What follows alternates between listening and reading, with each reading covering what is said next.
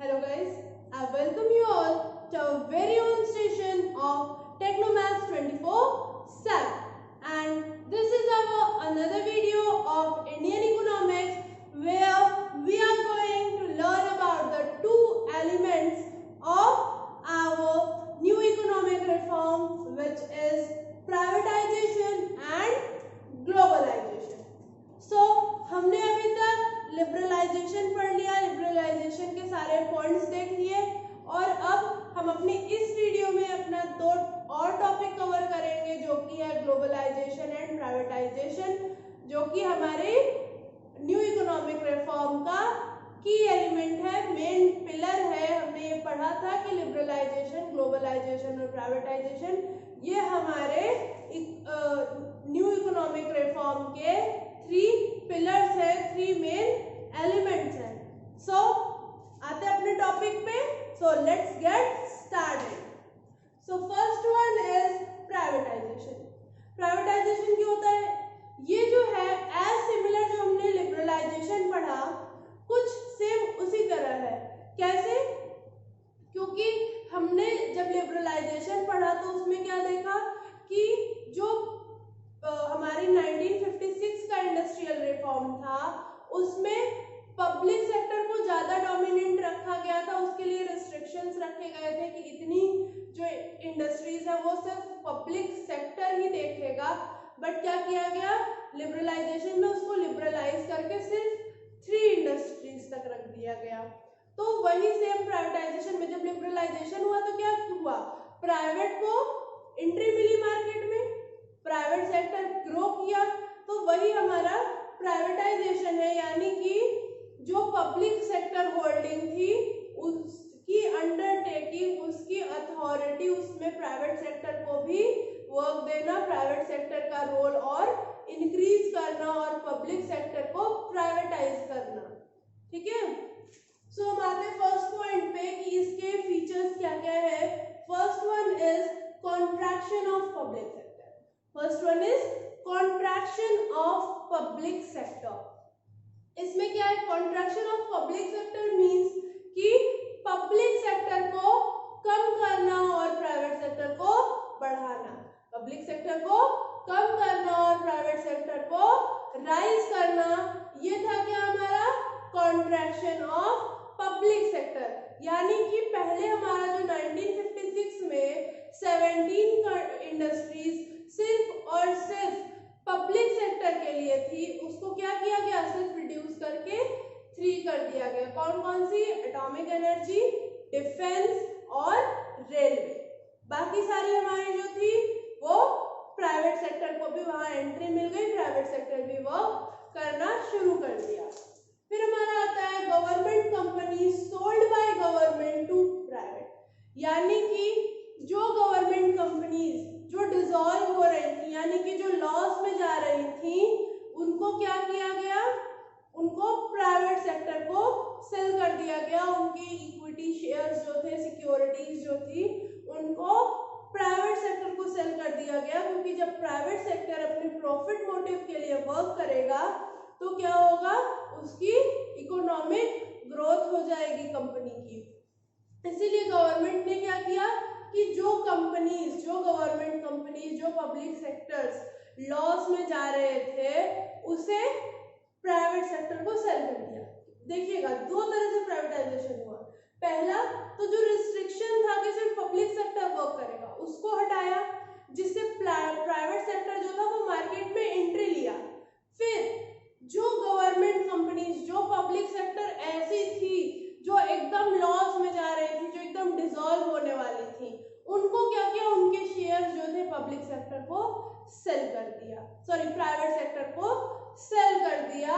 तो क्या हुआ कि अब उस पब्लिक सेक्टर पे एक ओनरशिप आ गई, यानी कि प्राइवेट सेक्टर का उस पे ओनरशिप आ गया। अब उसकी जो भी अंडरटेकिंग होगी वो कौन देखेगा, प्राइवेट सेक्टर देखेगा। फिर हमारा आता है public sector undertaking, PSUs means public sector undertaking. इसमें क्या आता है, public sector undertaking by selling a part of equity shares to private. क्या किया, जो पब्लिक सेक्टर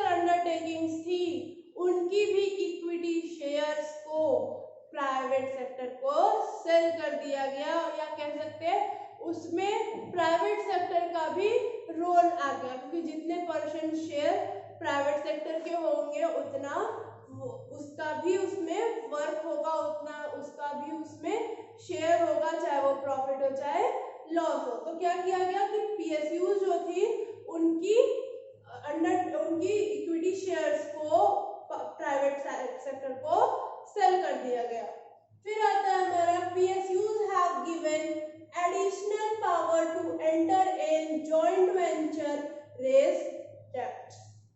यानी कि क्या किया गया, PSUs को और थोड़ा फ्री कर दिया गया, थोड़ी और ज्यादा उन्हें पावर दे दी गई, ताकि वो जो है वो अपनी जॉइंट वेंचर में एंटर कर सके। जॉइंट वेंचर में एंटर करना मतलब क्या, किसी और कंपनी के साथ मर्ज करके अपने आप को चलाना। यानी कि उनको ये अथॉरिटी दे दी गई कि आप बिना किसी परमिशन के आप अपनी इंडस्ट्रीज को किसी और इंडस्ट्रीज के साथ ज्वाइन कर सकते हैं, किसी और इंडस्ट्री के साथ मर्ज करके आप वर्क कर सकते हैं। और रेज डेब्ट्स, यानी कि डेब्ट्स को भी आप रेज कर सकते हैं, फंड्स को रेज कर सकते हैं। तो ये पावर पीएसयूज को प्रोवाइड की गई। तो ये था हमारा प्राइवेटाइजेशन, जिसमें पब्लिक सेक्टर का डोमिनेंस कम करके प्राइवेट सेक्टर को ज्यादा वर्क दिया गया, प्राइवेट सेक्टर को ज्यादा इफिशिएंट बनाया गया, प्राइवेट को मार्केट में ज्यादा प्लेस प्रोवाइड की गई, ताकि हमारी इकोनॉमी जो है वो ग्रोथ करे। बट इसकी कुछ ड्रॉबैक्स भी आए। जैसे हुआ क्या कि जो हमारी प्राइवेट सेक्टर थी वो सिर्फ और सिर्फ प्रॉफिट मोटिव के लिए वर्क करती थी, सिर्फ और सिर्फ प्रॉफिट मोटिव के लिए वर्क करती थी। तो क्या हुआ कि पहली तो अनबैलेंस्ड ग्रोथ हुई, हमारा जो रूरल एरिया था वो अंडर डेवलप्ड रह गया और जो अर्बन एरिया था वो डेवलप्ड हो गया, क्योंकि जो हमारी प्राइवेट सेक्टर थी वो अर्बन एरिया में भी इन्वेस्ट किया करती थी। तो हमारी अर्बन एरिया तो डेवलप हो गई और रूरल एरिया अंडर डेवलप्ड रह गई। फिर एक पॉइंट हमारा आता है सोशल इनजस्टिस। सोशल इनजस्टिस कैसे हुआ, क्योंकि प्राइवेट सेक्टर जो है हमारा वो प्रॉफिट मोटिव के लिए वर्क कर रहा है। प्राइवेट सेक्टर हमारा जो है वो प्रॉफिट मोटिव के लिए वर्क कर रहा है, उसे ज्यादा से ज्यादा आउटपुट प्रोड्यूस करना है।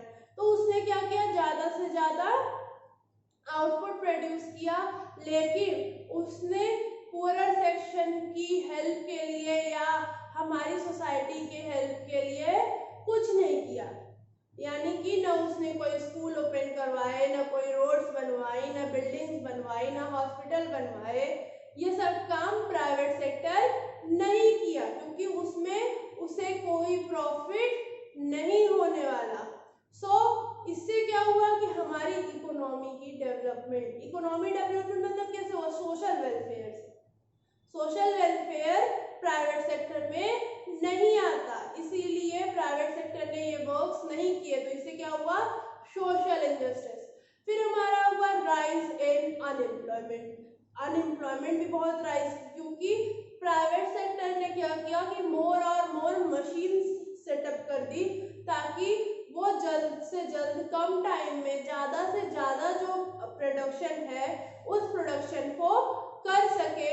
इसलिए उन्होंने क्या किया, ज्यादा से ज्यादा मशीनरी सेटअप कर दिया। तो मशीन जब ज्यादा होंगी तो लेबर कम होंगे, और लेबर कम होते जाएंगे तो क्या होगी, हमारी अनएम्प्लॉयमेंट बढ़ती जाएगी। तो यानी कि प्राइवेटाइजेशन ने बहुत सारे प्रॉफिट भी दिए, हमारी जीडीपी राइज हुई, हमारी नेशनल इनकम राइज हुई, बट इसके कुछ ड्रॉबैक्स भी थे। अनएम्प्लॉयमेंट भी हुई, प्लस हमारा सोशल इनजस्टिस हुआ, पुअर सेक्शन हमारा कोई ग्रोथ नहीं किया, सिर्फ और सिर्फ रिचर सेक्शन ही ग्रो किया। तो ये था हमारा प्राइवेटाइजेशन। अब आते हैं ग्लोबलाइजेशन पे। तो हम ये सब जानते हैं कि ग्लोबलाइजेशन क्या होता है, integration of domestic economy to world economy. यानी कि हमारी जो डोमेस्टिक इकोनॉमी है उसको वर्ल्ड इकोनॉमी के साथ मिक्स करना, वो क्या होता है, ग्लोबलाइजेशन। इसमें क्या किया गया कि जो फॉरेन इन्वेस्टर्स थे, फॉरेन इन्वेस्टमेंट थी, उनको फ्री छोड़ा गया, इंपोर्ट एक्सपोर्ट इन्वेस्टरों को फ्री छोड़ा गया ताकि वो हमारे यहाँ वो कर सके। तो सबसे पहला इसमें आता है increase in limit of equity in foreign investment. क्या किया गया कि जो ऐसे फॉरेनर्स हैं वो इन्वेस्टमेंट कब करेंगे, जब उनको उनका प्रॉफिट दिखाई देगा। जब हमें भी जब इन्वेस्टमेंट कहीं करनी होगी तो हम क्या देखेंगे कि पहले हमारा प्रॉफिट हो रहा है या नहीं हो रहा है, हम अपने प्रॉफिट को पहले देखेंगे। तो वैसे ही वो पर्सन भी अपना प्रॉफिट पहले देखेगा। सो हुआ क्या कि गवर्नमेंट ने क्या किया कि जो हमारा पहले इक्विटी शेयर्स 40% ही सर इन्वेस्ट कर सकते थे कोई भी फॉरेनर्स, वो अब कितना हो गया 51%। पहले 40% था, अब कितना हो गया 51%। तो कोई भी जो है पर्सन वो क्या चाहेगा, इन्वेस्ट करना चाहेगा, फॉरेनर्स इन्वेस्ट करेंगे, क्योंकि अगर वो ये 50% के ओनर हो जाते हैं तो उनका अंडरटेकिंग हो जाएगा हमारी उस इंडस्ट्री पे, हमारी उस कंपनी पे। क्यों? क्योंकि 51 शेयर्स उनके होंगे, यानी कि मोर अथॉरिटी उनके पास हो जाएगी, मोर पावर उनके पास हो जाएगी, क्योंकि हमारे ज्यादा से ज्यादा शेयर्स कंपनी के उनके पास है। सो इससे क्या होगा कि फॉरेन इन्वेस्टमेंट जो है वो इंक्रीज करेगा, क्योंकि फॉरेनर्स ये सोचेंगे या वो पर्सन ये सोचेगा कि अगर मैंने थोड़ी सी मेहनत कर ली, अगर मैं ये 51 शेयर्स परचेस कर लिया तो इस कंपनी पे मेरी अंडरटेकिंग हो जाएगी, ये कंपनी मेरी हो जाएगी। फिर हमारा आता है रिस्ट्रिक्शन इन टैरिफ। टैरिफ का जो रिस्ट्रिक्शन था, sorry reduction in tariff, reduction in tariff, जो टैरिफ का रिडक्शन था उसको कर दिया गया, यानी कि पहले जो हमारा टैरिफ था बहुत हाई था उसको कम कर दिया गया, इंपोर्ट ड्यूटी जो थी उसको कम कर दी गई, ताकि हमारा जो फॉरेन मार्केट है वो यहाँ पे सेटअप हो सके। क्योंकि पहले क्या था कि हमने ये सोचा कि अरे हमने तो 5 यूनिट्स गुड बना दिए पर डे में, तो वो ठीक है, क्योंकि हमारी जो डिमांड थी वो तो उतनी थी, हमारी जो डिमांड थी वो 5 units of good per day की थी, उतना हमने डिमांड्स को पूरा कर दिया, हमने सोचा कि नहीं भाई हम ठीक है। लेकिन जब हमारा इंटरनेशनल मार्केट में कोलैबोरेशन हुआ, इंटरनेशनल मार्केट में हमने देखा तो ये देखा कि हम तो बहुत पीछे, अभी कंपटीशन बहुत हाई है, लोग 20, 30, 40 यूनिट्स पर डे प्रोड्यूस कर रहे हैं और हम बस 5 यूनिट पर डे प्रोड्यूस कर रहे हैं, ठीक है, यानी कि हम अभी बहुत पीछे हैं, हमें बहुत मेहनत करनी पड़ेगी। तो ये किससे हुआ, ग्लोबलाइजेशन से। जब फॉरेन मार्केट आया, हमने कभी ध्यान ही नहीं दिया, हम तो सिर्फ अपने में ही रह गए कि हम कितना प्रोड्यूस कर रहे हैं, हम क्या कर रहे हैं, हम कितना काम कर रहे हैं। हमने देखा ही नहीं कि सामने वाली जो इंडस्ट्री है वो हमसे ज्यादा प्रोड्यूस कर रही है, वो ज्यादा इनकम अर्न कर रही है, वो ज्यादा वर्क कर रही है। क्या हुआ कि जब ग्लोबलाइजेशन आया तो हमने ये देखा कि अरे हम तो यहाँ हैं और वो वहाँ है, तो हमें उन तक पहुँचने के लिए अभी और बहुत मेहनत करनी है। तो रिडक्शन ऑफ टैरिफ से क्या हुआ कि जो मशीनरी आइटम्स थे, टेक्निकल आइटम्स थे, और भी जो गुड्स एंड सर्विसेज जो बहुत ज़रूरी थी वो क्या हुई, बहुत ईजिली हमारे कंट्री में आने लगी। फॉरेनर्स जो थे वो अपने गुड्स को यहाँ पे सेल करने लगे फॉर दियर प्रॉफिट, और इससे क्या हुआ कि हमारा भी प्रॉफिट हुआ। प्लस फिर आता है हमारा removal of quantitative barriers. Quantitative barriers हमने पढ़ा था कि एक रिस्ट्रिक्शन लगा दी गई थी कि इतने पॉइंट तक ही इंपोर्ट हो सकता है, सिर्फ इतना ही इंपोर्ट हमारी कंट्री में हो सकता है। उसको क्या किया गया, हटा दिया गया, उसको पूरी तरीके से हटा दिया गया कि अब कोई रिस्ट्रिक्शन नहीं है कि कितना इंपोर्ट कर सकते हैं, जितनी जरूरत है इंपोर्ट की जा सकती थी। फिर क्या हुआ, partial convertibility of rupees. Partial convertibility of rupees में क्या है कि जैसे सपोज मुझे अगर इन्वेस्ट करना है और अगर वहाँ की गवर्नमेंट मनी के एक्सचेंज को गवर्न करती है कि कितने रुपीस पे कितना डॉलर या कितने रुपीस पे कितना पाउंड रहेगा, तो क्या होगा कि मैं ये सोचूंगा कि अगर गवर्नमेंट ही कर रही है, यानी गवर्नमेंट अपनी प्रॉफिट पहले देखेगी, गवर्नमेंट अपनी प्रॉफिट पहले देखेगी, मेरी प्रॉफिट बाद में देखेगी।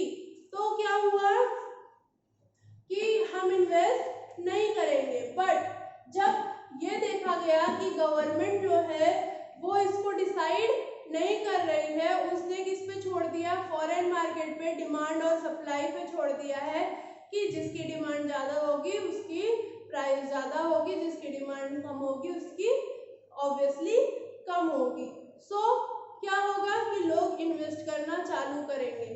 तो सपोज कि फॉरेनर जब यहाँ आए और यहाँ अपना काम सेटअप किया, तो अब वो डॉलर तो यूज कर नहीं सकते, वो डॉलर तो यूज कर नहीं सकते। हमारे यहाँ क्या चलता है, हमारे यहाँ तो भाई ये चलता है, हम तो डॉलर नहीं लेंगे।